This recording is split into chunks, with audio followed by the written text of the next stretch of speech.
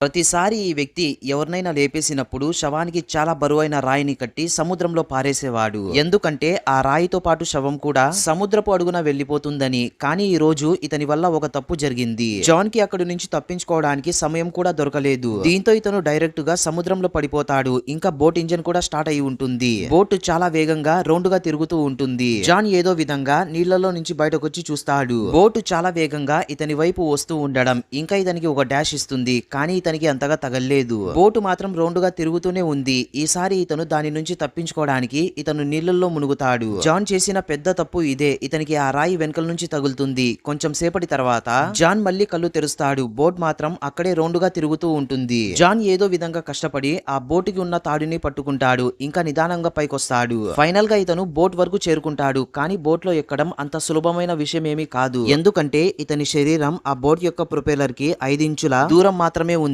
కొంచెం తప్పు జరిగినా కూడా ఇతను డైరెక్ట్ గా ఆ దేవుడి దగ్గరికి వెళ్లిపోతాడు. ఫైనల్ గా ఇతను తన శక్తినంతా ఉపయోగించి ఆ ఇంజిన్ పవర్ సప్లై ని ఆపేస్తాడు. దీంతో ఆ ఇంజిన్ ఆగిపోతుంది. ఇతను మళ్ళీ పడవలోకి ఎక్కి తన ఫ్రెండ్ శవాన్ని సముద్రంలో పారిస్తాడు. ఈసారి అంతా పర్ఫెక్ట్ గా జరిగిపోతుంది. శవం నిదానంగా సముద్రం లోపలికి వెళ్తూ ఉంటుంది. జాన్ కి ఇప్పుడు కూడా ప్రశాంతత లేదు. ఎందుకంటే శవాన్ని ఒకటి తొలగించుకోవడం ఇతని ప్లాన్ కాదు. ఆధారాలని కూడా చెరిపేయాలి. బోట్ ని సముద్రపు అడుగున తీసుకుని వెళ్తాడు. ఇంకా దానిపైన పెట్రోల్ పోసి లైటర్ తో అంటిస్తాడు. ఇలా చేసిన వెంటనే పడవ మంచిగా అంటుకుంటుంది. దాని తర్వాత జాన్ దాంట్లో పెద్ద పెద్ద రాళ్ళని వేస్తూ ఉంటాడు. ఎందుకంటే ఆ పడవ సముద్రంలో మంచిగా మునిగిపోవాలి అని. సముద్రపు లోతు తక్కువగా ఉండడం వల్ల బోట్ అయితే మునిగిపోతుంది. కానీ ఇంజన్ మాత్రం పైన కనిపిస్తూ ఉంటుంది. ఫైనల్ గా ఇతను నేను ఎటువంటి తప్పు చేయలేదు అని అనుకొని ఇక్కడ నుంచి వెళ్లిపోతాడు.